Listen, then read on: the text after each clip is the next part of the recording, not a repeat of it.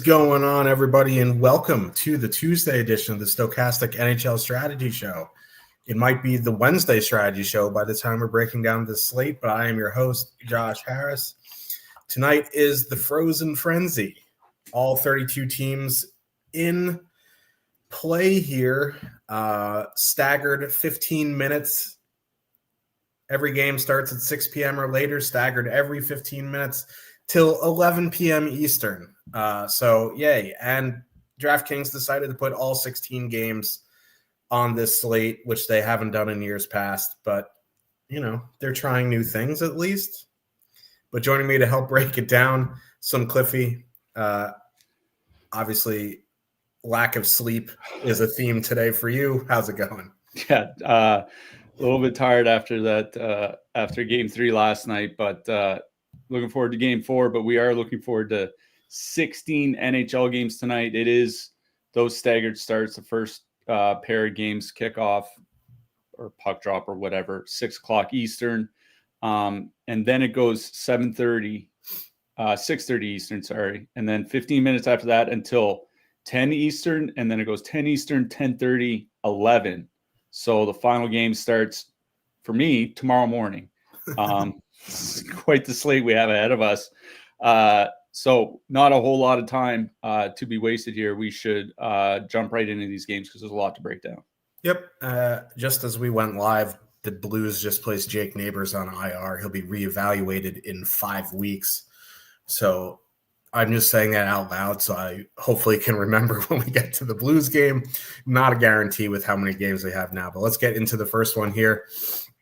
Pittsburgh Penguins with a 2.7 total heading into Philadelphia. The Flyers have a 3.3. Pittsburgh played last night. They won. They beat the Blues. I forget the score. But they will be running back Crosby, Rust, Hollander, Malkin, Mantha, Brazeau, Kindell, Novak, Ville Koivunen. Philly going Tippett, Couturier, Konechny, Forrester, Cates, Brink, Michkov, Zegras, Dvorak. Since we're on the first game, it feels like we should just mention this. There are 16 games, 32 teams in play, almost 100 playable lines, at least 80, like 75 playable lines. There are 4 lines over double digits. To me, in any format, ownership to me does not matter. There are so many secondaries. If you want to use a chalky first line, there will be so many secondary lines that are going to be under-owned relative to the field. So there are a billion ways to get different here tonight. So I would not worry about ownership. Our resident Tesla driver and cocaine enthusiast, Bobby Boom, in the chat. Say hello to Bobby. But Philadelphia, this is a pretty good spot for them. Tippett, Couturier, Konechny, fully correlated, 17,300, 5.8% projected ownership. I don't mind the spot. There's just like a trillion lines between 16 and 18K here tonight. Yes, Pittsburgh's back-to-back on the road. So it is pretty good. Like the one thing like that's been saving Pittsburgh has been the goaltending, which is insane considering who their tandem is. So like I honestly don't mind Philly here because eventually that's going to negatively regress, whether it's tonight, whether it's next week. Seems like a decent spot to find out considering that, you know, since they moved Tippett up on that top line, they've looked pretty good. I don't mind Philly one here. Obviously, I like the Cates, Forrester, Brink line. They've been their best line all season. They're still only 12,600. That price is still fine, 3.2% projected ownership. They are fully correlated on the second unit, which has gotten a decent bit of action of late. So I'm fine with that line as well. My third choice would be, you know, Michkov, Zegras, Dvorak. At that point, I'm just fighting the extra 200 and going to play the Cates line. On the Pittsburgh side, it's probably just going back to the Malkin, Mantha, Brazeau line at 12-3. Like they're back-to-back on the road on a 16-game slate. It's not super attractive to me, but that line is still – the price hasn't moved at all. Malkin, for some reason, leads the league in points, so it would be back to Pitt too. Crosby one-off is fine, but this is a Philly game for me. Yeah. I'm probably out on the Flyers. At least the top guys, Tippett, Couturier, Konechny, their power play is just not very good. They had a couple good games early. On the balance of the season, they're at 86 shot attempts per 60 on the power play. That's just nothing. It's bad. So if it was a slate with half the games, I would start giving them consideration. With 32 teams, I don't feel the need to go to a $17,300 Flyers line that has a bad power play. So if you want to go to Forster, Cade's Brink, I think that's fine. They play pretty low event hockey. They're fine as a cheap filler. But it is Pitt 2 that I have the most interest in, that Malkin, Brazeau, Mantha line, because they are going to avoid Cade's Brink and Forster. Those guys are used as the shutdown line. I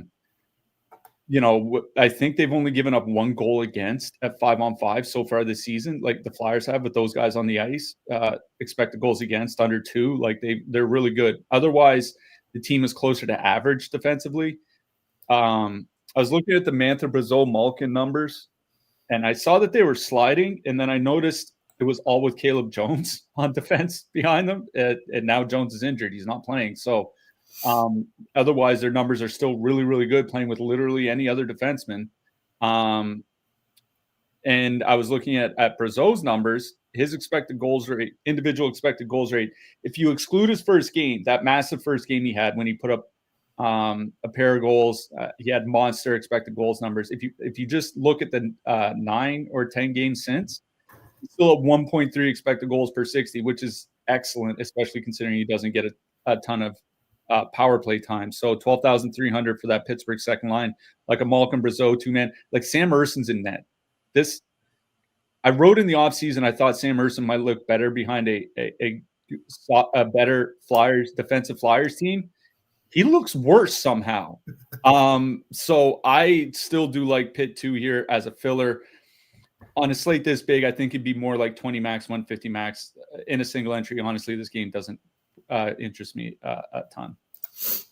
Calgary Flames. Speaking of not interest me a ton, the Calgary Flames with a 2.4 total heading into Toronto. The Leafs have a 3.1. Calgary has the lowest total on the board. The healthy scratch Matt Coronado the other night. He's back in on the fourth line now. Calgary going Kadri, Huberdeau, Frost, Coleman, Backlund, Hanzek, Farabee, Sharon Govich, Zari. William Nylander is a game-time decision for Toronto. They also play tomorrow, and Sammy Blais did not stay on with the scratches, so that would lead me to make an educated guess that Nylander will be out tonight, but we won't know for certain. With Nylander on the top line, they're 21,100. They're not coming in with a ton of ownership, like 5%. Like, I would say, like, if he's out, Easton Cowan would move up and be on the top power play. And if it was like a 7-game slate, you'd be like, oh, you could get a sneaky combo there. But there's going to be so many sneaky combos anyway that it's not a huge deal. I prefer just some sort of Leafs power play stack if you go about it that way. With Nylander out, if he's out, that kind of sucks. Like, I guess you could just Matthews, Cowan, something like that, double center power play stack. But, it's hard to know for sure what to do with the lead. I mean, either way, it's going to be some sort of power play stack for me. But with Nylander, it'd be way more expensive. With Easton Cowan, it's a lot cheaper. So your secondary stack would change drastically depending whether he's in or out. But some sort of Toronto power play stack. On the Calgary side, like, if you get to Kadri, Huberdeau, Frost in your MME mix, that's fine. But I'm not running out to play the lowest total on a 16-game slate. Yeah, I agree with you on the Flames. Not too much interest for me on that side. For me, it is a Toronto side. We do have to see whether or not Nylander is in. My guess is he's not, because, it is kind of an injury. They have a back-to-back. They're one of the two teams that play tomorrow. To me, it'd make more sense, give him an extra day and then get him in the lineup tomorrow. We'll see what happens. It is a good power play spot for Toronto, just because Calgary does take a boatload of penalties. The Flames are at 4 times shorthanded per game. It's one of the highest penalty rates in the league so far this season. And, the Flames penalty kill itself isn't very good. They're giving up the third most shots against, third most expected goals against per minute on the penalty kills. So this is a good spot for the Toronto power play to kind of get right. And listen, they're not generating the same that they were when Marner was there last year. They're also shooting under 5%. Like, they're going to be like, at worst 11, 12, 13% by the end of the season. Like, they're going to regress in a positive manner pretty heavily over the next 70 games. It's just a question of when that regression comes. So at the very least, like, if you want to do like a Tavares Nyes 2-man on the second line, I think that's perfectly fine. If you want to, just use Matthews as a one-off, I think that's perfectly fine. I do think the Toronto power play guys are all largely in play. I'm with you. I'd be a lot more interested if Nylander's there. Yes, it is more expensive, but listen, they have only so many top end guys, and after losing Marner, if they lose Nylander too, they're really starting to run short. So in a way, I'd be more interested if Nylander's there, but at the very least, I like Tavares and Nyes here just because they'll get those secondary matchups from the Flames, which especially on the blue line is a good thing, and you get a couple guys on the top power play unit. So for me, it would be Toronto too. It's basically all I have interest in here. Yeah. And at least it's like one of the first locking games. So if you are interested in Toronto, you'll get the news fairly early. Vegas Golden Knights, they 2.8 total. Heading into Carolina, the Hurricanes have a 3.3. Carolina home for the first time since like 1971, and they get Vegas in town. That's just brutal. Carolina going Jarvis, Aho, Ehlers, Stankov and Blake, Hall, Svechnikov, Stahl, Martinuk. They said, Ghost skated yesterday with the team. They didn't run morning skate this morning. So. Yeah, it looks like he's going to play. Yeah. So that's a boost to their power play. I don't know how much that helps defensively, but, Miller and Slavin's still out. Vegas going Eichel, Barbashev, Saad, Dorofeyev, Marner, Hurdle. I will say in game, their last game, they flip-flopped Marner and Barbashev, so that's something to pay attention to. There's really not any ownership on this game on either side. It's a very good actual hockey game. This is a tough game from a DFS perspective. I think I would have more interest on the Vegas side. Dorofeyev, Marner, Hurdle. But the one thing I worry about if Vegas doesn't get off to the best start, that Marner's going to be playing with Eichel and Barbashev's going to be on that line. At worst, they're fully correlated, but it's a brutal power play matchup. So this is really MME only.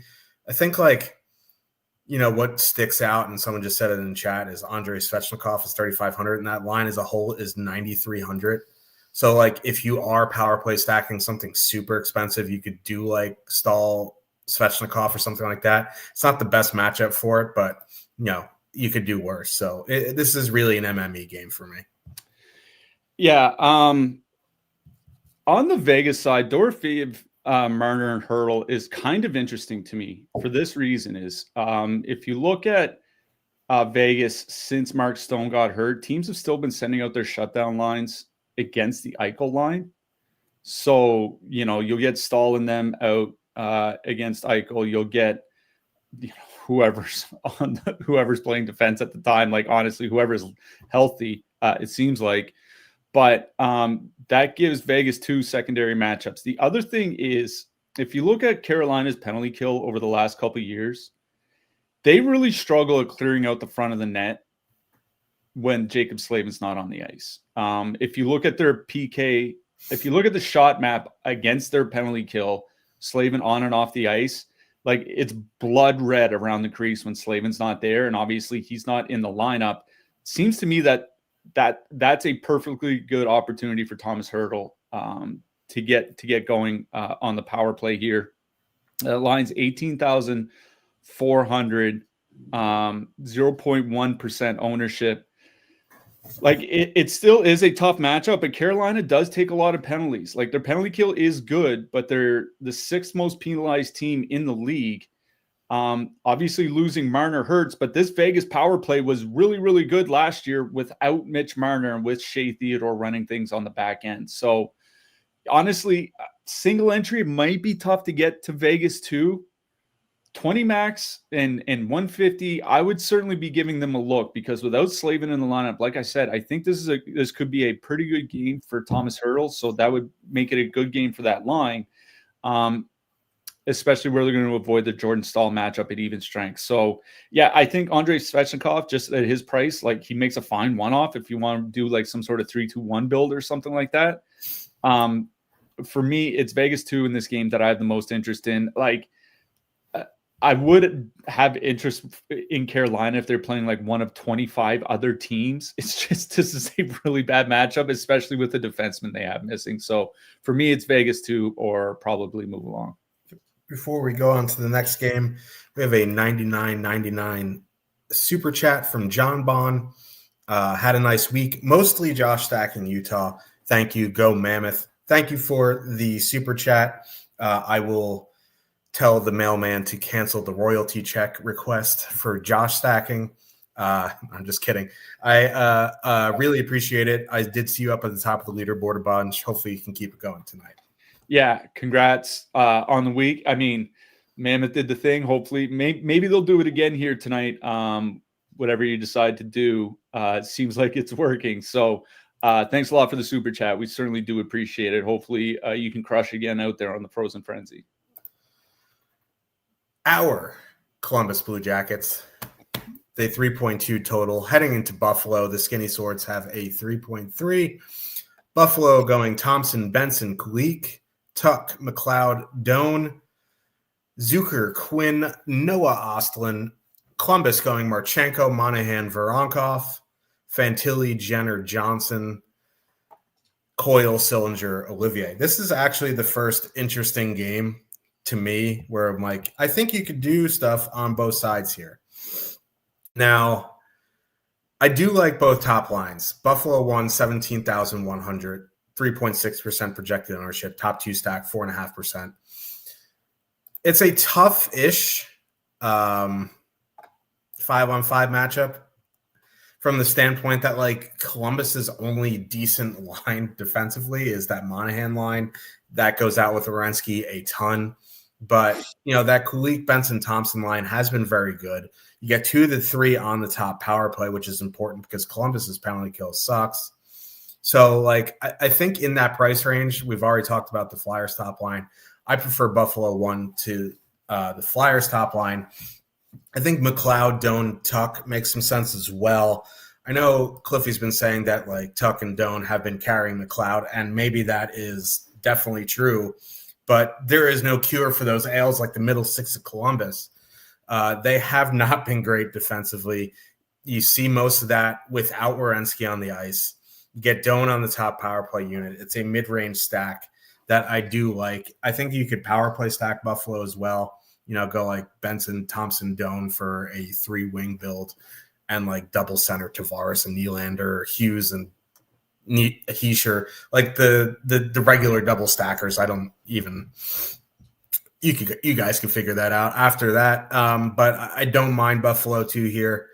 I think Jason Zucker is a pretty good one-off here as well on the top power play. He's been pretty active on the power play, so there's a lot to like on the Buffalo side. On the Columbus side, it obviously would be Marchenko, Monahan, Voronkov at 16,100. Their ice time is kind of baked into that price. You know what I mean? They're not like getting elite minutes by any means, but they're also not priced at like 18.4 like we've seen at times. So they're also fully correlated. So I do like Columbus 1. Columbus 2 is fine as a mid-range. I prefer Buffalo 2 to Columbus 2, but, you know, Fantilli's been shooting the puck a bunch. Boone Jenner gets his minutes. Kent Johnson on the top power play unit. So don't mind the top 6 on either side here. I have a slight lean overall to the Buffalo power play, but I think my favorite line, if I was stacking a full line, would be Columbus 1. Yeah. On the Buffalo side, like that top line, that Kulik, Thompson, Benson line, they were good last year offensively. This year, they're at 2.9 expected goals per 60. Tage leads the league in shot attempts per 60 minutes. He's over 30 per 60 minutes. It's absolutely crazy. Obviously, him and Zach Benson have played pretty well together, basically since Benson stepped into the league. It is the Buffalo power play that's attracting me here because mercifully, I don't know why they moved Josh Doan off, but they moved him back on recently. If you look at the Buffalo power play, 12 expected goals per 60, 14 actual goals per 60 with Josh Doan there. He's been a monster both at 5-on-5 and on the power play. And you were talking about the Columbus penalty kill. Columbus penalty kill, second most expected goals against per 60 in the league, fifth most shot attempts against per 60, second most shots against per 60. Now, they don't give up a ton of power plays. They're about league average in that sense, but this Buffalo power plays look night and day with Josh Doan. He's given them that net front presence. They honestly, I don't remember them having. Who's the last great net front guy that they had? I know Zucker kind of played that role at times, maybe in the slot, whatever. But Doan creates a lot of havoc around the net that really helps, which is why I'd be kind of tempted to just make it like a 5-man Buffalo stack, like top line plus Doan plus Dahlin, or just top line plus Zucker plus Doan, something like that, just because I think this is such a good power play spot for Buffalo that if the Buffalo power play does get on the board and does get one, maybe even 2 goals, it's hard to figure that Josh Doan's not going to get in on one of them, just because it's been night and day what he's been able to do for the numbers on that power play. So I really do like Buffalo 1. I would probably try to sneak in Josh Doan somehow if you want. Buffalo 2, I don't mind them in a nutshell, but you only have one guy on the power play, and 14,400, they're not really a filler. You know what I mean? They're kind of in an awkwardly priced spot. So that's why I really do prefer Buffalo 1 here. On the Columbus side, for me, it probably would be the top line or bust. They're at 2.9 expected goals. Marchenko gets around 19 minutes, Monahan around 18. It's not massive, or they have been lately anyway. It's not massive, but there's still good minutes. 16,100, they're priced just fine. The thing is Michael Kessel rings back for Buffalo here tonight, and it feels like the missing piece to that blue line. He was really, really good in Utah. He's a right-hand shot defenseman that they really don't have. I don't mind Columbus in a nutshell here tonight. It's just, one, they don't draw a lot of power plays. They're at 2.5 power play opportunities per game on the season. It's the second lowest rate in the league. Only Pittsburgh is lower. And the other is Buffalo. They finally have their full complement of defensemen, and I think they're going to be a good team, with the defensemen that they have. So if it was a smaller slate, I'd be in on them. I think for me, this is a Buffalo 1 game. And like I said, I would probably find a way to get Josh Doan in the lineup. Super Bowl for Frostback, the Anaheim Ducks with a 2.6 total heading into Florida. The Panthers have a 3.4. Kreider, Radko Gudas, Michael Granlund, Ryan Strome, all not expected to play. Based off of the NHL doc, we can't find beat writers anywhere. But based off the NHL.com preview, they have the lines at Carlson, Terry, Nesterenko, McTavish, Gauthier, Seneca. And then on the Florida side, there's 4 lines projected 10% or up in ownership. Florida has 2 of them: Sam Reinhart, Verhaeghe Rodriguez, Lundell, Samoskevich, Luosterainen. And then Bennett on the third line with Bachwist and AJ Greer. It's not surprising they're in the bottom third of the NHL in scoring with that lineup. Eventually you knew that they were going to run out of gas without Barkov and Tkachuk. That's not to say that they're still not a good team, because they are, but their 5-on-5 scoring has left a lot to be desired. And if we're being honest, Cliffy has been nailing this point home. The Ducks just might be a better team than they were last year. So, I know I went on this rant about, ownership not mattering, but, I don't want to play Florida at this ownership. 20.9% projected ownership for Reinhart, Verhaeghe, Rodriguez. It's just, like, if you love them, that ownership shouldn't matter, is what I should say. But, like, I don't love them, and I don't want to play them. If a fifth of the field is going to have a Florida one stack on a 16-game slate, I'll take a pass. Lundell Samoskevich lose to Reinen at 10,500, 10% projected ownership. It's at least a little bit more interesting. Like, they've been pretty good so far this season. You get Lundell and Samoskevich on the top power play.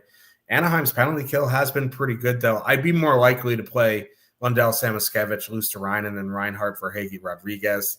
If you want to make it, if you want to turn it into a power play stack, I think that's a way to get different in a high ownership game. Leave off Luosterainen, add in Reinhart, something like that, add in for Hagee. But it would be Florida 2 for me. On the Ducks side, like, we have to see the lines. And, yeah, it's still not a great matchup. And, yeah, Daniil Tarasov is starting. But, like, if anything, it would probably be McTavish, Gauthier, Seneca. But I'm not super high on the Ducks here. Yeah, I don't know exactly what the Florida power play is going to look like with Marchand out, because I think at the end of the last game they had Aaron Ekblad out there for 3-4-2 defenseman. I think in practice they had Sam Bennett there. So, I mean, it doesn't really matter to me, because I agree with you. Like, I don't have a lot of interest in Florida. Like, you know, we keep saying it. This was a team that was in the bottom third of the NHL at 5-on-5 for scoring last year. This year they're bottom 5, like, and they're missing a ton of talent. You know, honestly, I would probably play Reinhart, Verhaeghe, and Rodriguez just because it's 15,400. You know, you're probably going to get 2 guys at least on the top power play unit. But I just honestly, even if the ownership was cut in half, I probably still wouldn't have interest in them. I really don't think this is a good offensive team. I just think they're an excellent defensive team. And that's what's going to keep them in games. Yeah, once in a while, they're going to score 5 goals or something like that. But honestly, until I actually see them start to turn the scoring around, it's like I'm not going to pin my hopes to the 4th lowest scoring team in the league on a 32-team slate. You know what I mean? That's just a pass for me. So it would be about Anaheim. Now, I noticed, here's the problem, is that I noticed when Anaheim's on the road, teams are sending out their top competition, their shutdown lines against the Karlsson line, which makes sense. And that means Forsling and Ekblad here tonight. And when Forsling and Ekblad are the shutdown line, I usually avoid whoever they're up against. So that probably takes me out on Gauthier, Karlsson, and Killorn. And McTavish, Seneca, and Vetrano have just been terrible. Like, you know what I mean? Like, they have not been good. So I guess it would be Anaheim too.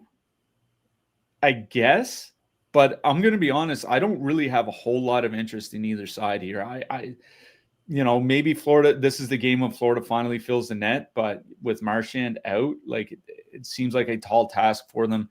I'd be more interested in taking one-offs. Like, you know, if you want a one-off McTavish or Vetrano, or you want a one-off Evan Rodriguez or Samoskevich for a cheap guy or something like that, I think that's kind of where I would go. Full stacking, I think that's a no for me, dog. Yeah, I mean, I was playing some Duck Hunt this morning, and no, like, Frostback right in time to hear the Ducks getting nuked. He's down so bad. New York Islanders with a 3.2 total heading into Boston. The Bruins, disgrace to humanity, have a 2.8. They lost 7-1 yesterday to the Sens with Swayman in the net. So it's Joonas Korpisalo here tonight. So Boston ended yesterday with Lindholm, Pasternak, and Merritt Kuznetsov on the top line. Who knows? Who cares, really? If you're interested in Boston here tonight, it would be like a Pasternak one-off, a Geeky one-off, something like that. I like 32 teams back-to-back, just getting blown out by the Sens. Like, it would be really just Pasternak or bust for me. The Islanders are lining up Barzal, Palmieri, Duclair, Horvat, Drouin, Heineman, Lee, Pajot, Holmstrom. Like, those top 2 lines for the Islanders have good goal numbers, but their creation numbers aren't great. I'm sure the Bruins can heal that.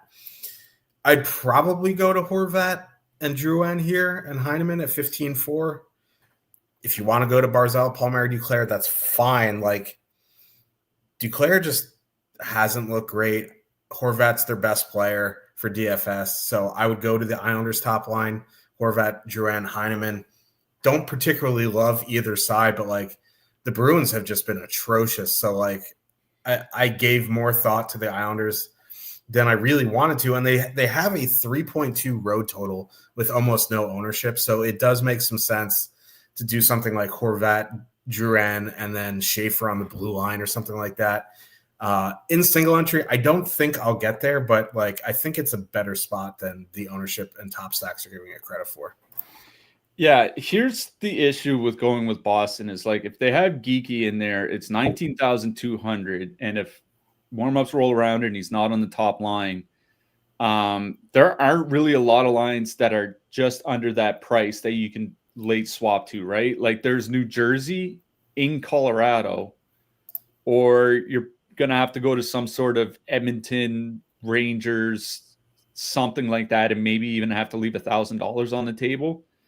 And if you build with Kuznetsov, or I think that's how you say it. I completely guessed. I just made up.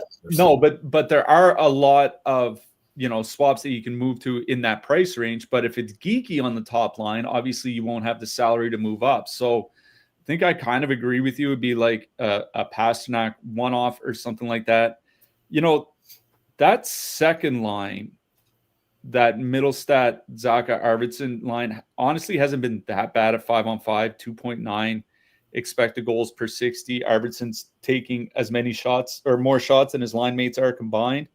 Zacha on the top power play unit. The Islanders have an atrocious penalty kill. So like, I don't mind the second line as a filler, but to me, the Bruins just scream MME, not necessarily single entry here tonight, other than a Pasternak one-off. Because, like, listen, David Pasternak still has the second highest projection on the slate here tonight, the highest of any winger. Like, he's still a great one-off. Don't get me wrong. Just full stacking, I think it's more MME than anything else. I do have more interest in the Islanders side, and a big reason for that is, I can't believe I'm saying this, the Islanders power play. It's been night and day with Matthew Schaefer. Like, it's not often an 18-year-old can not just step into the NHL, but step in and run a top power play and run it well, and they have. With Schaefer running it, 125 shot attempts, 14 expected goals per 60. Those are really, really good offensive numbers. Now, it would be the Horvat, Heineman, Drouin line that I would go to. You get 2 out of, like you said, you get 2 out of the 3 on the top power play unit. Heineman's shooting the puck quite a bit. So it's not like he's not, he's not just some slapdick on the wing, right? Like he scored well for Montreal in a minimal role last year. So far this year at 5-on-5, I think Heineman is 3rd, 4th on the team amongst their regular forwards in shot rate, 4th. So he is shooting the puck as well. So I don't mind that Bo Horvat line here for the Islanders. There's no defensive matchups on the Bruins side that I mind. Horvat, Drouin, Heineman, 15,400, 1.2% top 2 stack, 0.5% ownership. As you mentioned, you get 2 out of the 3 on the top power play unit, and we just saw the Bruins penalty kill get absolutely lit up last night. They're not terrible. They had a very bad game. Don't get me wrong. The penalty kill isn't terrible, but it's not good. And this Islanders power play, at least so far with Schaefer running it, is been light years better than anything we've seen from the Islanders in quite some time. Yeah, I mean, even if the Islanders power play doesn't end up being like a great one, at least with Schaefer, they're creating opportunities. Right. And even if it's just like a bit below average, it would be 50% better than it was last year. You know what I mean? Yeah. So like they don't have to be great to be a lot better than what they were and give themselves a lot more DFS value. Yep. Tampa Bay Lightning with a 3.2 total heading into Nashville. The Preds have a 2.7. Tampa going Kucherov, Gensel Point, Hagel, Sorelli, and Curtis Douglas, I believe. Bjorkstrand, Gonsalves, and Dominic James. I didn't see any update on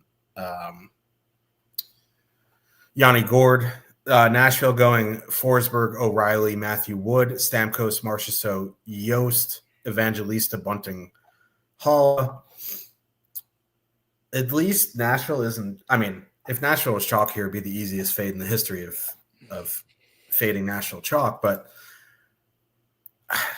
I mean, it still feels like a pretty easy fade to me. Yeah, I was gonna say, like, just despite Kucherov, Gensel, Point playing pond hockey, Forsberg, O'Reilly would play pondier hockeyer. So, I know I don't normally have interest in Tampa 1 here, but like, this is a really, really good matchup here.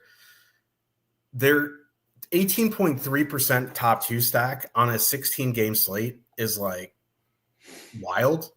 6.1% projected ownership. They have very high positive leverage here. This is a great matchup. I still don't think I'm going to get there at 22,100, but like, if you're comfortable spending that in your lineups, I think this is the time to do it. Cirelli, Hagel, 2-man, perfectly fine here. Bjorkstrand, 1-off, perfectly fine here. If you want to make it like cheaper power play stack, you could leave off, or you could do like Kucherov, Bjorkstrand, Hedman, something like that. Like, there's ways to get cheaper. This is one of the rare times I don't mind spending 22,100 on Tampa 1. I still don't think I'll do it in my single entry, but the case is there for me. Yeah, I said I wouldn't play the fourth lowest scoring team in the league on a 32-team slate. I'm not playing the third lowest scoring team in the league on a 32-team slate, so I'm out on Nashville. On the Tampa side, like, you know, they haven't been great at 5-on-5, but obviously the Tampa power play has still been, you know, absolutely, you know, it's been as phenomenal as it always is. Now, the Predators' penalty kill has generally been good this year. They don't allow a lot of shots. Their expected goals against is high, but you know, considering the shots that they're allowing, I don't think that number is going to stay where it is. Like, I think it's going to get a little bit better. So that's kind of the one thing that's really holding me back from Tampa is, like, if this was a better power play matchup for the Lightning, I would honestly be giving them consideration, because this is not a good. This is just not a good Predators team. You know, a 5-on-5, they're basically mid-pack defensively. UC Saros is keeping them in a lot of games that they probably shouldn't be in. And there's very little ownership on them, but it's not a bad power play matchup. I don't want to, you know, come across like it is. I just don't think it's a great one.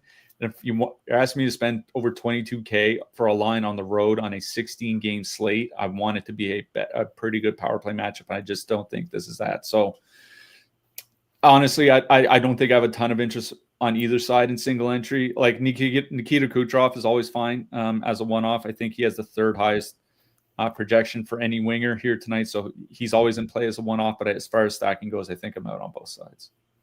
Fair enough. Before we move on, we have a $5 super chat from our resident Hypnotoad. He says, "Sigh, late for the show again. Let's win some money tonight, eh?" Hypnotoad.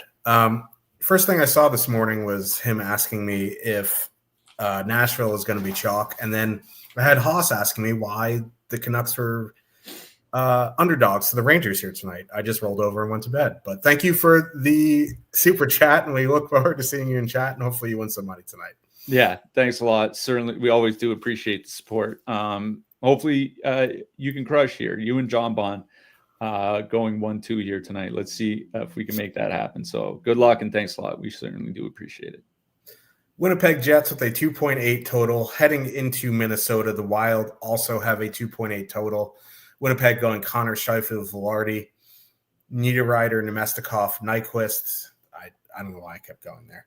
Minnesota going Kaprizov, Rossi, Marcus Johansson, Boldy, Eriksson, Ek, Tarasenko. So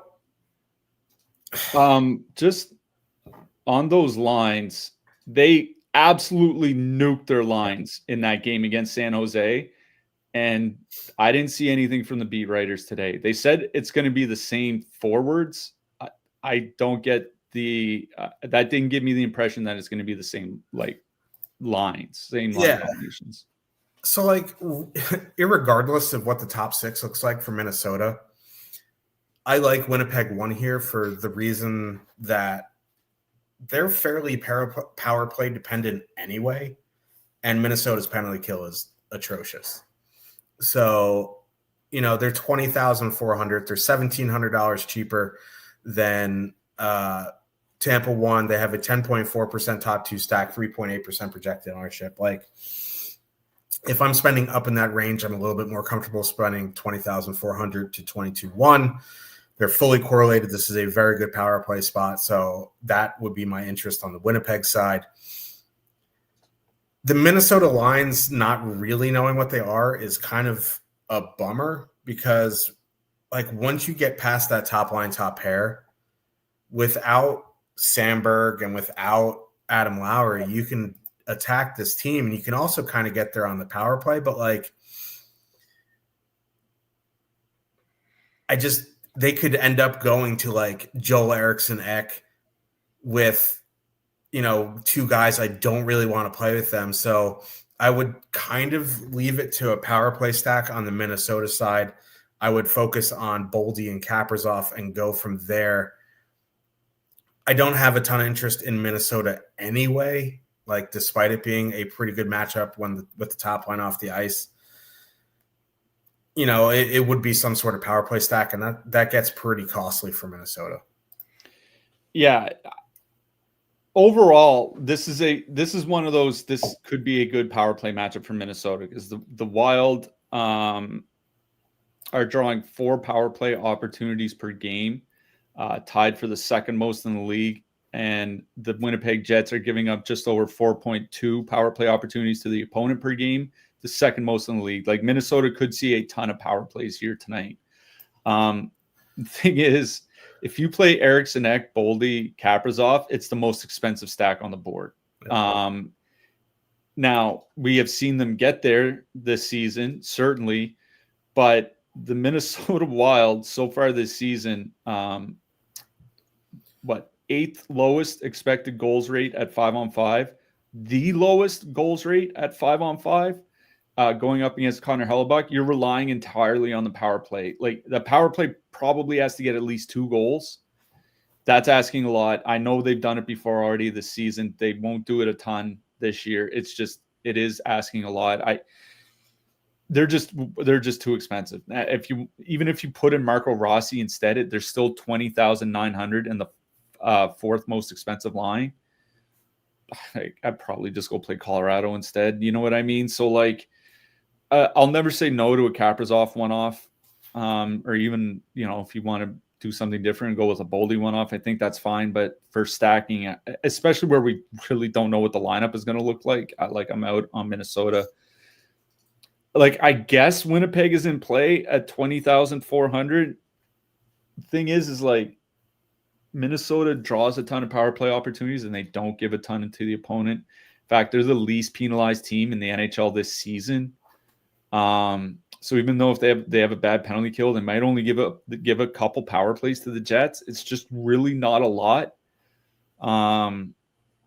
If I was 20 maxing, then I would start considering Winnipeg 150. Certainly, I think in a single entry for a line over 20K when they might only get like 1 or 2 power play chances, it's just asking a lot. So I think some one-offs from the Minnesota side might be my favorite thing in this game. Otherwise, I'm out. Detroit Red Wings, they 3 total. Heading into St. Louis, the Blues also have a 3 total. We just got an update from Jacob, which is important in this game because Jake Neighbors is out for a long time. St. Louis also played last night and got wrecked by the Penguins. That's not exactly awe-inspiring for them, but they are going to be lining up Buchnevich, Suter, Snuggerud, Kyrou, Holloway, Shen, Sundqvist, Texier, Joseph. The only reason I mentioned that third line is because Oscar Sundqvist is on the top power play unit and is min price. Detroit is going Larkin, Raymond, Finney, DeBrincat, Casper, Appleton. The top line for Detroit is now fully correlated.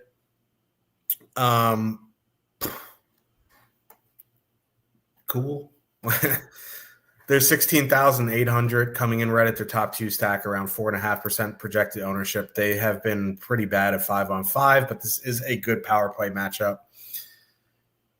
Bennington will be in net tonight. Like something like Joel Hofer is broken.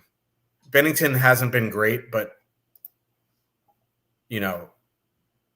Hofer has been atrocious. I don't have a ton of interest in stacking Detroit 1. They are fully correlated at 16-8, though. So if you do get there, I think that's fine. One off to Brinkat, fine. The Blues played last night. They got crushed, but this is a pretty good matchup. And I would assume that Shen, Holloway, and Kyrou are going to go out against that top line, which hasn't been great. They have 5.2% projected ownership. I'm fine with that. But I think going back to Suter, Snuggerud, Buchnevich makes some sense here. They're only 10,600. They'll get the middle six of Detroit. And once you get past that Sider pairing, it's a big mess for them. So I don't mind Buchnevich, Suter, Snuggerud, but really, I don't have a ton of interest in this game. Yeah, I don't mind Detroit 1 in a nutshell. One, because the second and third pairs from St. Louis look like an absolute mess, almost regardless of who's on the ice. Justin Falk, Matthew Kessel, Logan Mailloux, it doesn't matter. They look atrocious. And, that Detroit top line is perfectly correlated at 16,800, 4.8% top two stack, 4.4% ownership. But at around that price, at around that ownership, at around that top two stack, I'll go play Columbus or Buffalo or something like that instead. So, while I don't mind Detroit here, certainly, they're not my favorite in that price range. Buchnevich, Suter, and Snuggerud at 10,600 is really what's interesting here, because Suter and Snuggerud have played nearly 60 minutes together this season, 68 shot attempts, 4.2 expected goals per 60 minutes. Both of them play on the same, Suter and Snuggerud play on the same power play unit, whichever one you want to call power play 1 or power play 2. I'm not really sure it matters, but they do share power play time together. They're really cheap, right? If you get one correlated goal out of that line, you're fine. If you get 2 goals, whether they're correlated or not, you're laughing, right? So I'm not, Detroit is a better team than they were last year. I still don't think they're an elite team or anything like that. So at 10,600, they're pretty hard for me to just kind of move on past. So Buchnevich, Suter, and Snuggerud is what I have interest in here in this game. You want just two-man Suter and Snuggerud, I think that's fine. Snuggerud, he's shooting the puck quite a bit, right? He's over 20 shot attempts, 1.6 individual expected goals per 60 minutes. Good quality and good volume. So Suter, Snuggerud, Buchnevich is where my interest in. I'm fine on Detroit 1. But I think for me, it'd be more like if I was playing 20 max or above. Single entry, I just think there are other lines in that price range I'd rather play.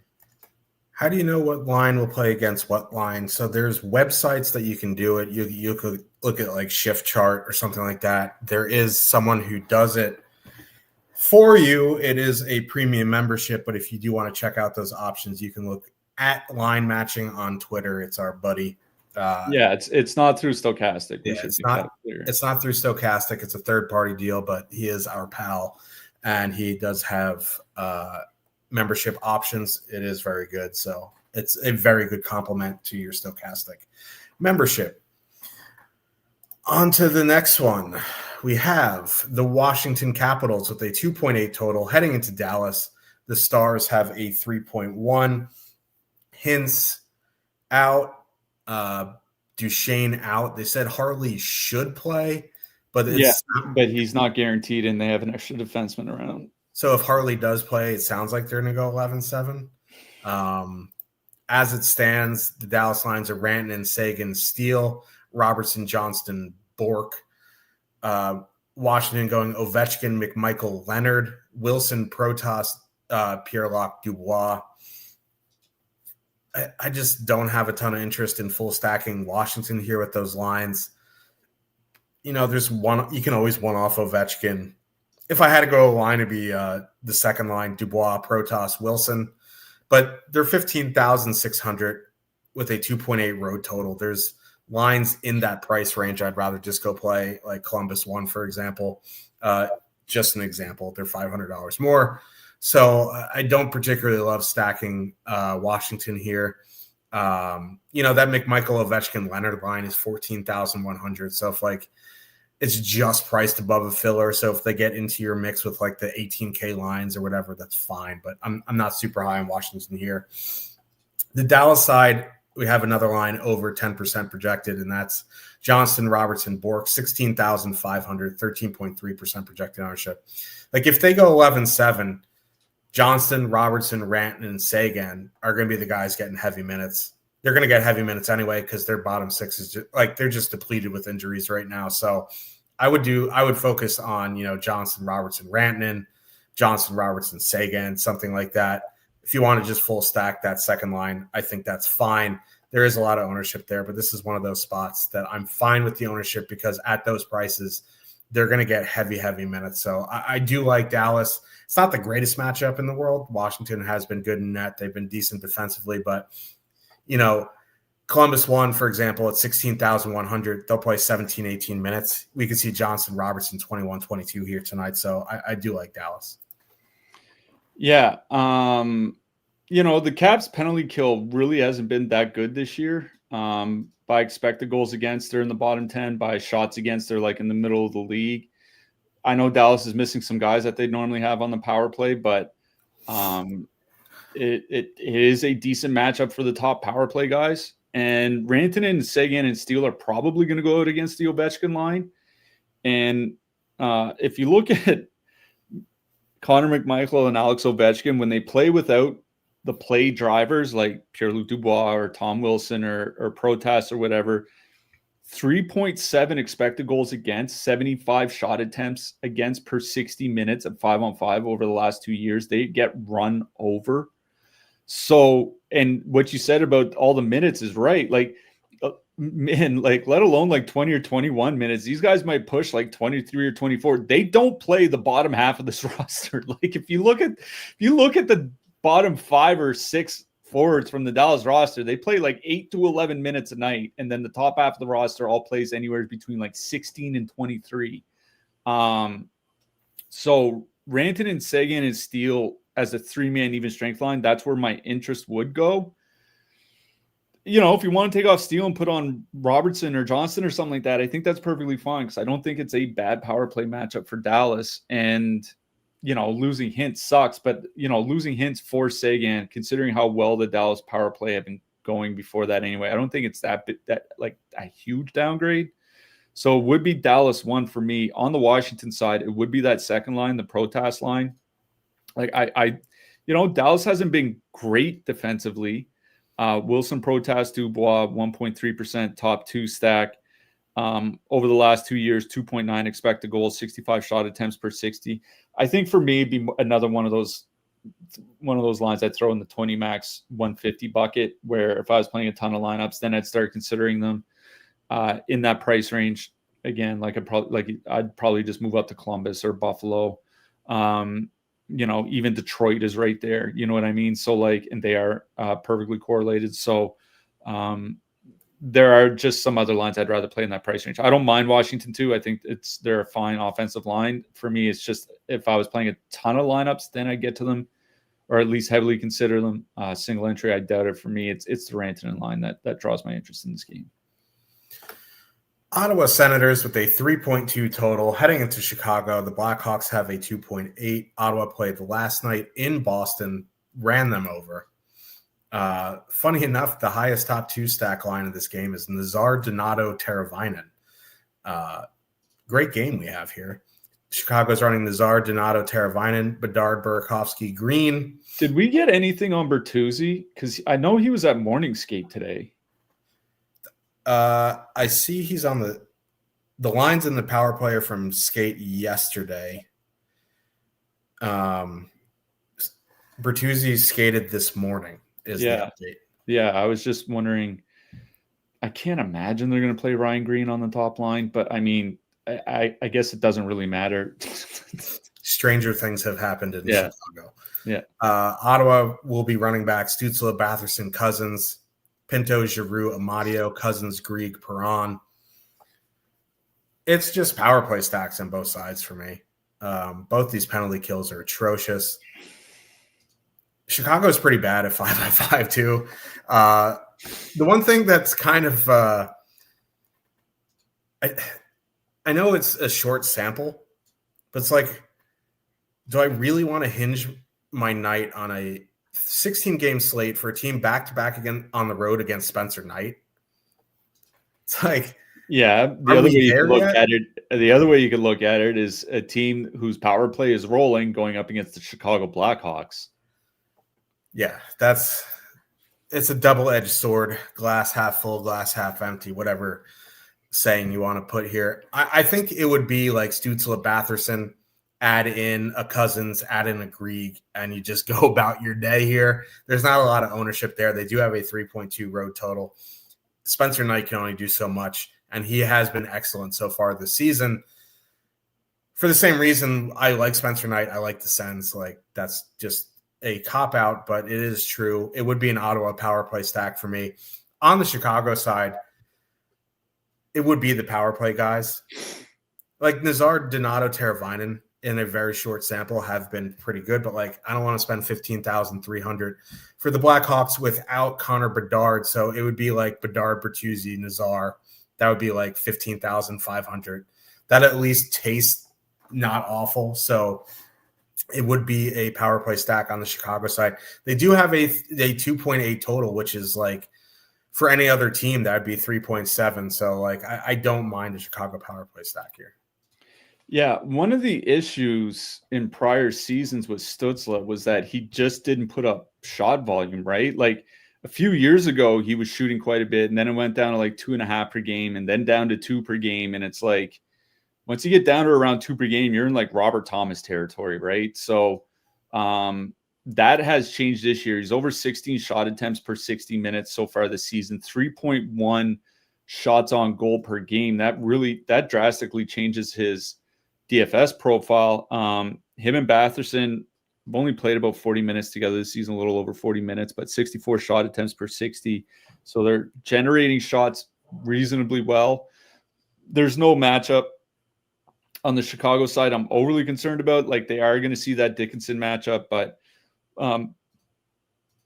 Dickinson and Mikheyev are pretty good, but obviously Mikheyev isn't playing, so how he's going to hold up with new line mates, I guess we'll find out, but I'm not concerned about that matchup.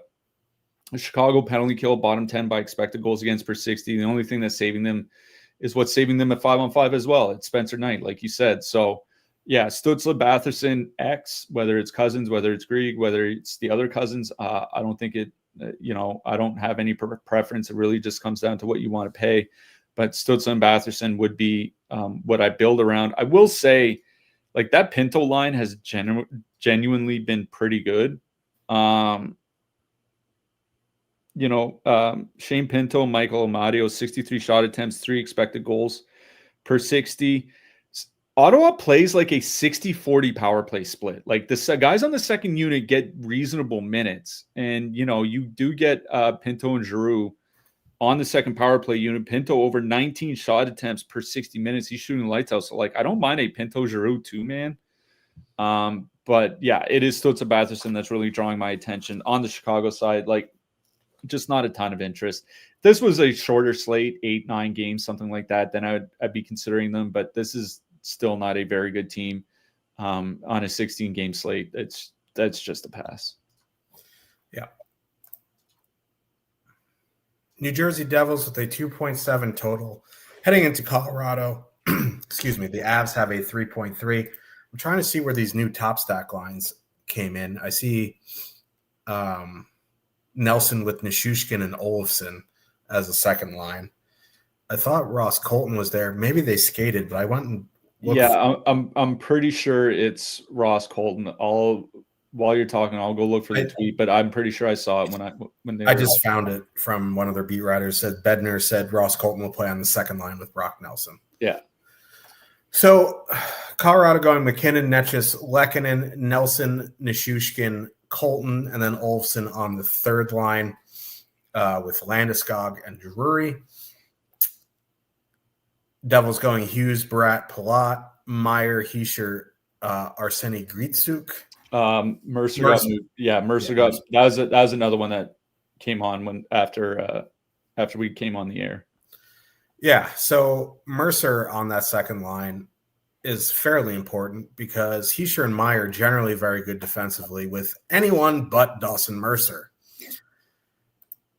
That does give me some interest in that second line of Nelson, Nichushkin, and Colton. You get Nichushkin on the top power play unit. It's not a good power play matchup. The Devils generally have an elite penalty kill. So that's why, I'm not running out to play Colorado 1 here. I think they're fine. But, they're 21,300. They're still rolling. Don't get me wrong. But, it's the power play has been pretty bad as it is anyway. That's why you see Nichushkin there. Then you see Nelson there. Then you see Olofsson there. It's they're priced obviously in between Tampa and Winnipeg.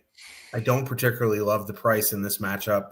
If you want to play them, listen, they have slate breaking ability anytime they step on the ice. McKinnon and Netch's numbers are still ridiculous, but I don't mind going to Colorado 2 here. On the Devils side, I don't have a ton of interest in Hughes, Bratt, Palat at $19K. It's just too expensive for an Andre Palat line. It would be Hischer, Meyer, and Mercer. Again, that's just MME for me. So, this game feels MME. I don't mind, Colorado 2. I think in single entry, it'd be like Nichushkin 1-off or something like that. Yeah, I will say both these teams are in the top 8 for fewest expected goals against per 60 on the penalty kill, and both these teams are in the top 3 for fewest goals against, actual goals against per 60 on the penalty kill this season. Devils had a great penalty kill last year. Looks like Colorado has built themselves a great penalty kill, at least so far this year. So it's not, and neither of these teams really take a ton of penalties. The league average for power play opportunities per game is at about 3.3. New Jersey gives up 3.4, Colorado 2.8. So neither really gives up a ton of power play. So this is not a good power play spot for either side.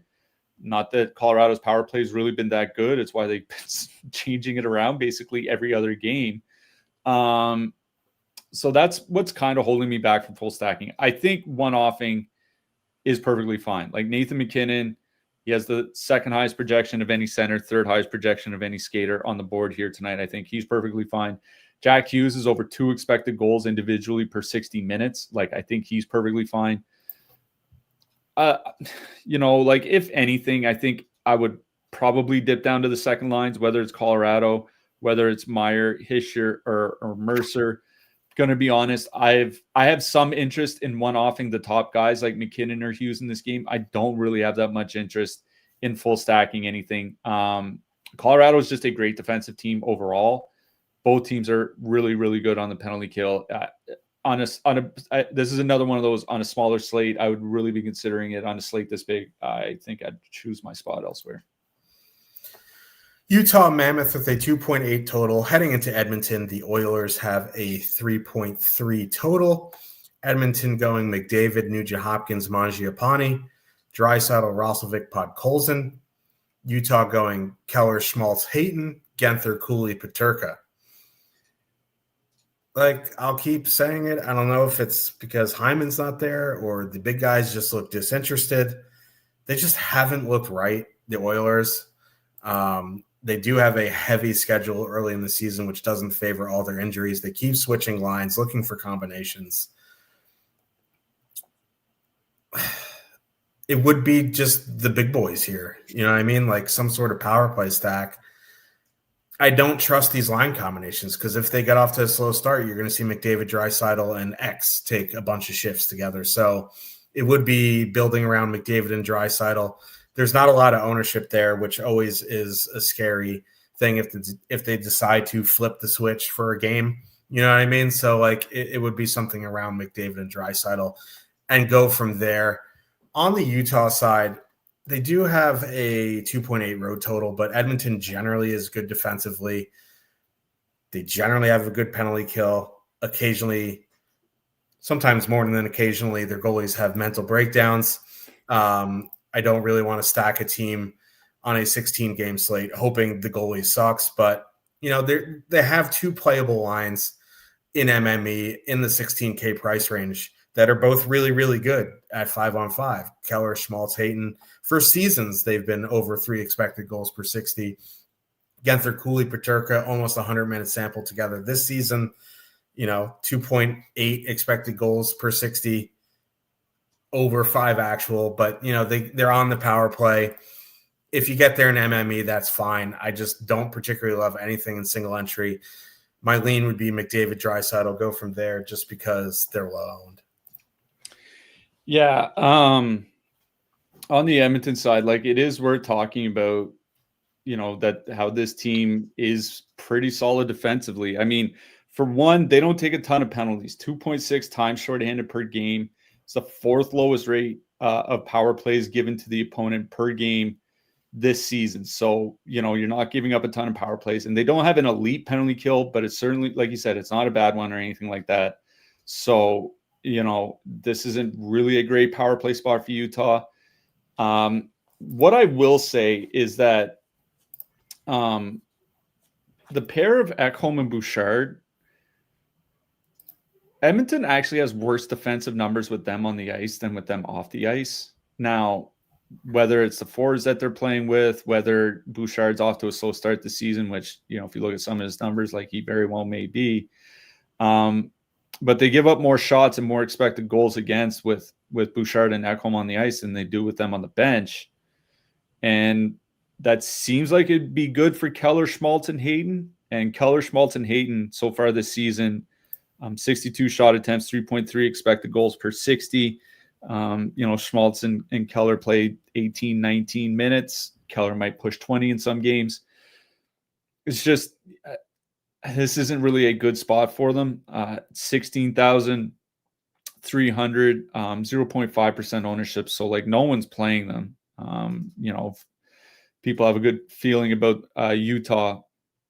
Maybe you want to dig back into the Mammoth here tonight, but we've gone over some lines. We went over Detroit earlier, went over Buffalo. We talked about Dallas. We talked about Columbus, even the Islanders. There are just other spots that I'd rather go to in that price range. So kind of out on both sides. Utah doesn't give up a ton of power plays. They're about league average in that regard. Edmonton isn't Edmonton's big problem last year was that they weren't drawing power plays, and it's a problem again this season. Bottom 10 fewest power play opportunities per game. It's nice to have a great power play. If you're only getting 2 to 3 opportunities per game, it lowers your ceiling just because you're not getting the 3.5 to 4 opportunities you were getting 2 or 3 years ago. So honestly, I think I have more interest in the Utah side. If you were asking me to play any single line out of this game, it would probably be Schmaltz, Keller, and Hayton. Generally speaking, this is a game where, maybe Colorado or Minnesota or whatever, I might one off somebody, but I don't think I'm stacking anything.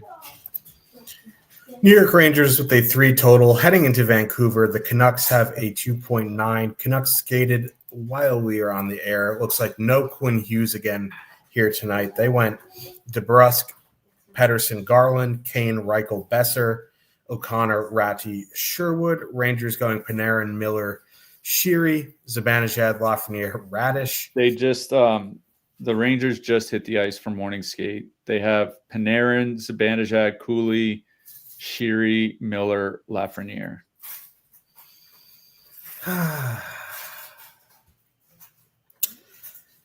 Good times in Rangers land right now. Without Quinn Hughes, we talked about it a bunch last year, but when he's off the ice for Vancouver, their offensive numbers absolutely take a catastrophic nosedive. So despite the Rangers being an absolute circus so far this season, I really don't have a ton of interest in Vancouver here. If anything, would be Pettersson, Garland, DeBrusk, but I don't have a lot of interest there. On the Rangers side, I guess it would be, Zibanejad, Panarin, Cooley, but, until they can actually put some games together where they actually look decent, I don't have a ton of interest in the Rangers either. Yeah, with Hughes and Hronek off the ice at 5-on-5 this season, Vancouver's generating 25% fewer expected goals and 50% fewer goals. It's just like, it's just gonna be a pass for me. I am somewhat a believer in Lucas Reichel. He is not a second line center in the NHL. If anything, for me, it would be having some interest in the Rangers side. Zibanejad, Panarin, and Cooley, at least 2.6 expected goals, 64 shot attempts per 60 minutes in their limited sample together so far this season. Panarin and Zibanejad up on the top power play unit, but the Rangers aren't drawing a lot of power play opportunities, tied for the second fewest in the league with Columbus. So, I mean, it would be Panarin, Zibanejad, and Cooley. That would be the line I would go to because they have played well in a small sample. Zibanejad and Cooley look fine together at times last year. There's no Quinn Hughes in net for Vancouver, but this is just, I agree with you. This is just not a game I have a ton of interest in.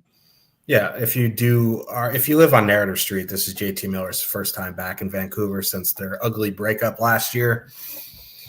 Whether that means anything, I don't know.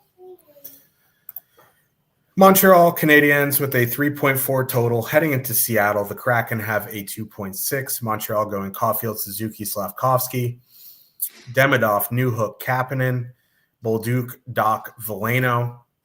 Seattle going third line.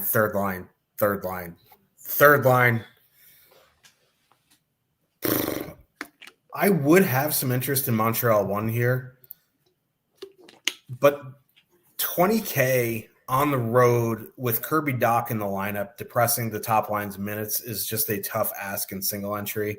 That'd be more of an MME play for me. I don't mind going to like Kapanen, Demidov, or a Demidov one-off in single entry. The top line I don't have an issue with, like as a play. I just worry about their minutes with their price. It is a large road total. It's the highest on the board, tied with the Kings, who we'll talk about next. It's just like if they were like 18-7, this would be a completely different conversation for me. 20K, fine, but minutes concerns.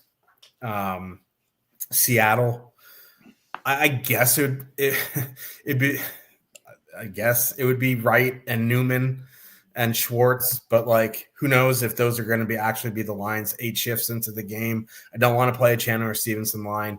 Beniers Eberle, I guess, is fine. I just hate stacking Seattle on a 16-game slate. If Seattle beats me, the sun will rise tomorrow and I'll go about my day. Yeah, I agree with you. I swear to God, like this game is starting at 11:40 p.m. my time. If I stay up until 2 o'clock in the morning and I watch the Jays lose and then I watch the Habs lose in Seattle, it is going to be a bad Wednesday tomorrow. Yeah, I don't have any real interest in Seattle. Montreal's penalty kills, it's fine. It's certainly not terrible. They don't give up a ton of power play opportunities. Seattle doesn't draw a ton of power play opportunities. It's all at 5-on-5. So, like, I guess the Beniers Catton line would be okay, but they're probably going to get used against Montreal 1. And that's a matchup that favors Montreal 1. And, like, listen, the Habs top line has been really good again this season. 3.3 expected goals, 68 shot attempts per 60 at 5-on-5, 120-minute sample now.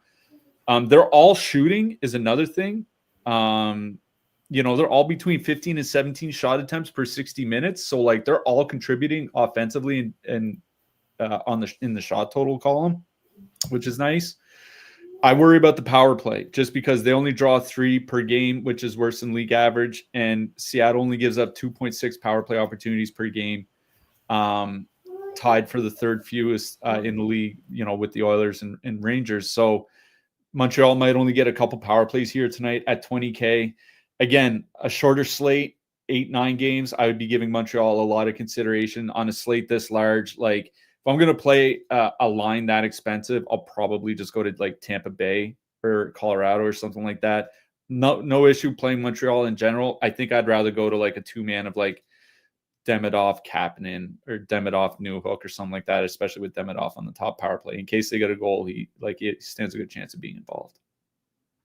We have broken down 15 of the 16 games, so let's talk about the Sharks.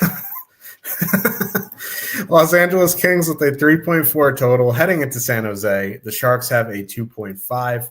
LA going Kempe, Kuzmenko, Kopitar, Byfield, Fiala, Laferriere, Moore, Fogle, Deneau.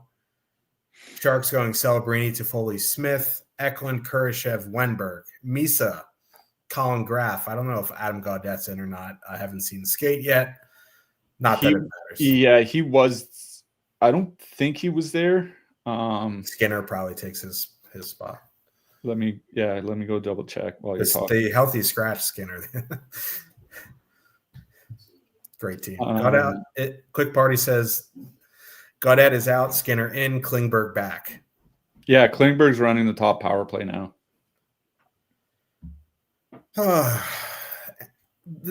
The Sharks top line is one of 4 teams on this slate, or one of 4 lines on this slate with over 10% projected ownership at 10.9%. They're 17K. They're fully correlated.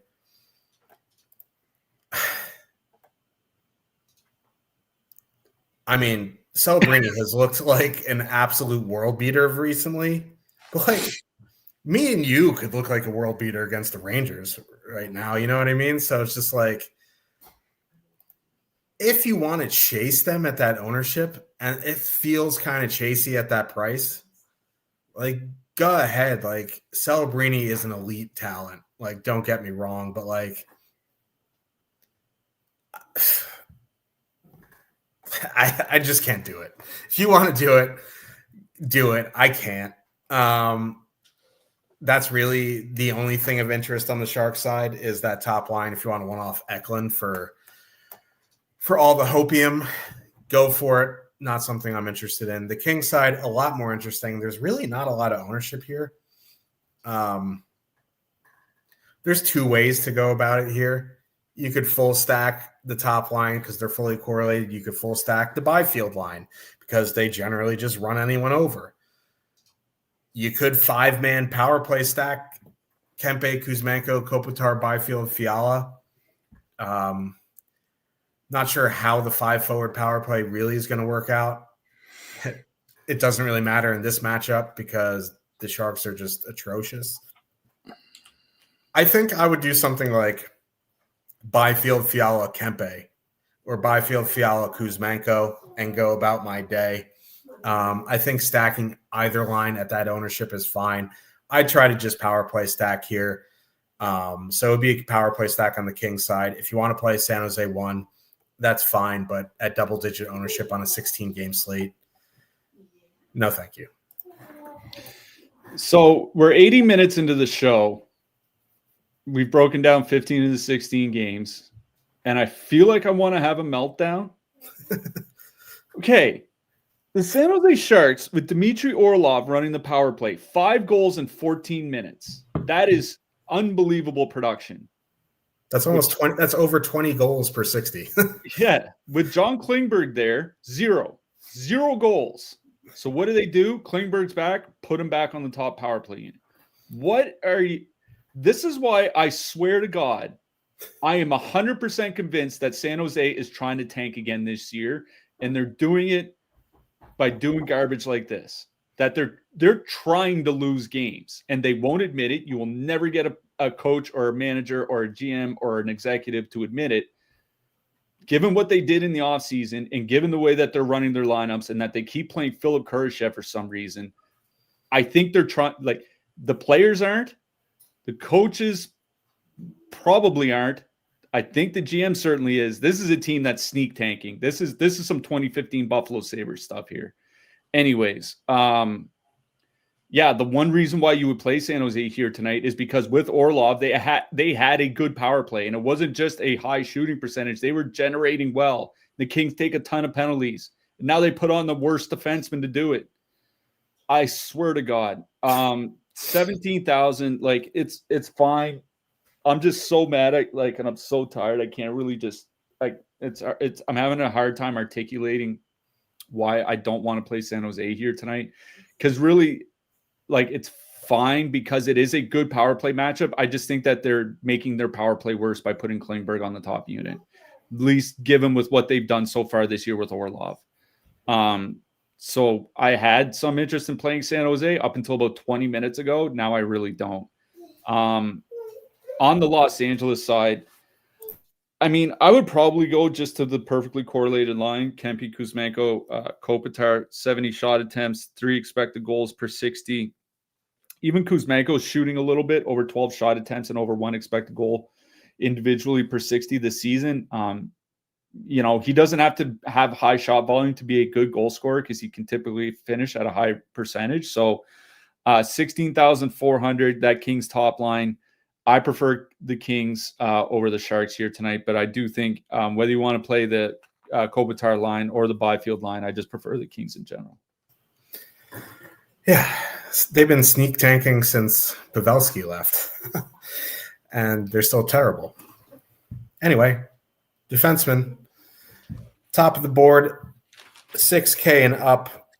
We have Werenski, Makar, Wasmus, Bouchard, Dougie Hamilton, Adam Fox, Josh Morrissey, Victor Hedman, Jake Sanderson. Like, obviously, if you look at the projections, Werenski and Makar are going to be up there, probably at 1 or 2 or some combination of that. Cliffy shaking his head yes. I just like, if you have the salary for them, I think they're fine. I prefer others in that range. I think Rasmus Dahlin makes a lot of sense here. I think, I would play Josh Morrissey in Winnipeg stacks. I think Victor Hedman's in a really good spot. Jake Sanderson's in a really good spot. And there's just so many in the mid-range and cheap guys here that, like, spending up for Werenski and Makar are fine. I just don't think it's something that I want to do in my single entry lineup here tonight. What do you think? Yeah. The thing with Rasmus Dahlin is, like, he's blocking fewer shots than he typically does, but his shot attempt rate is like 3.5 shots higher than it was last year. I imagine his shot volume is just gonna keep going up. John Wick for the Rangers tonight, by the way.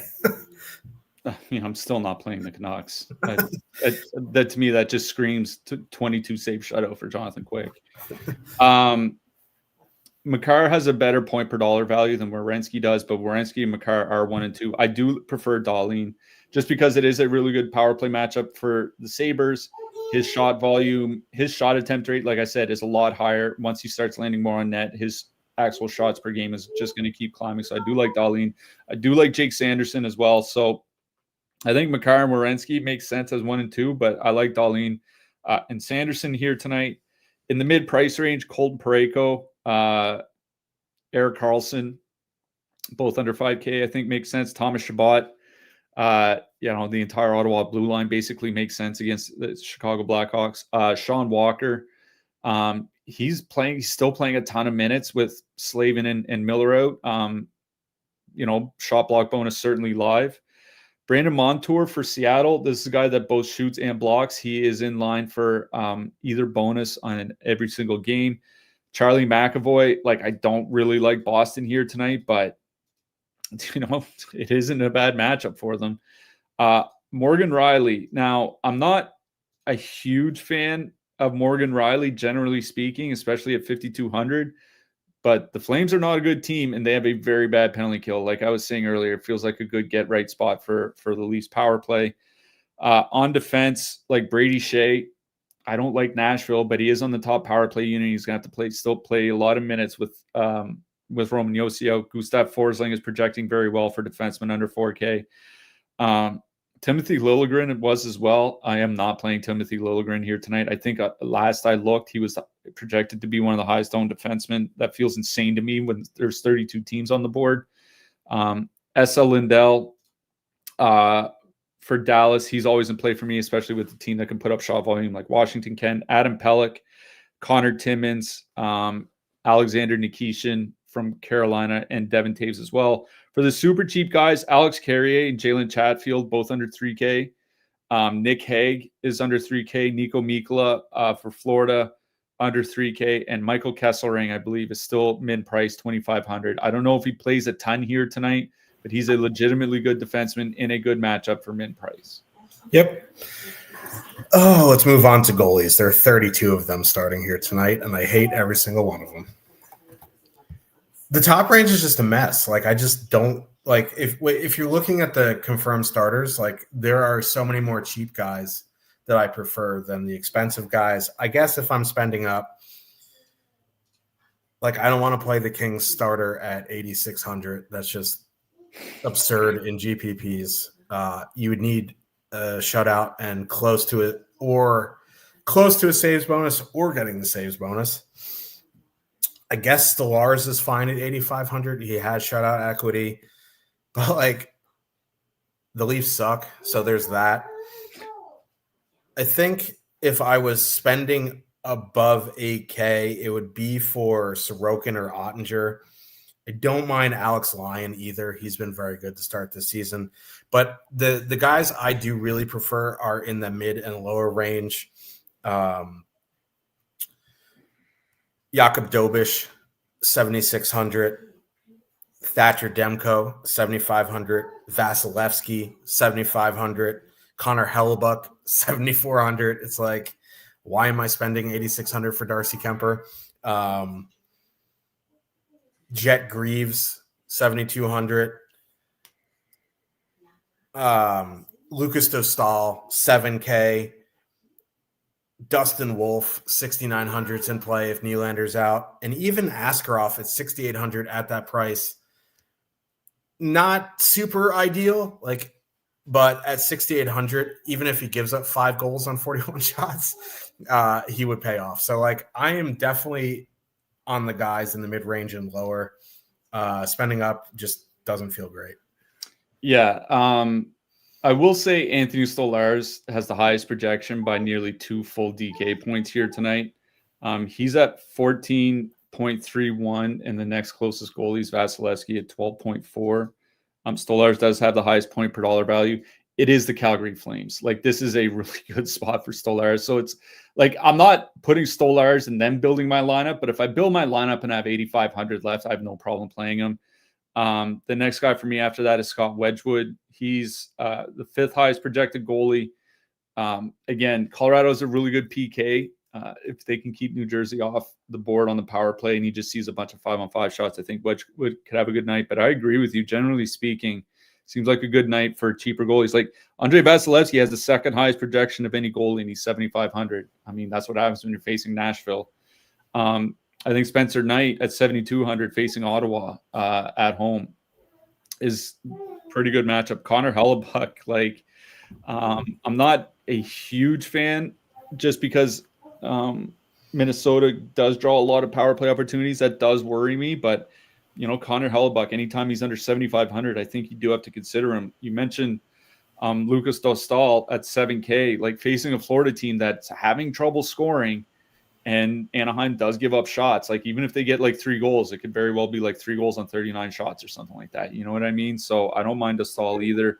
I do think that there are like a handful of goalies, 7,500 and under, that are very playable here tonight, and not just to save money. They're in decent spots. They just happen to have a cheap price for some reason. Yeah. Whew, we did it, and we did it in under 90 minutes. I don't know if we can cash in those brownie points or whatever, but I'm going to certainly look into it.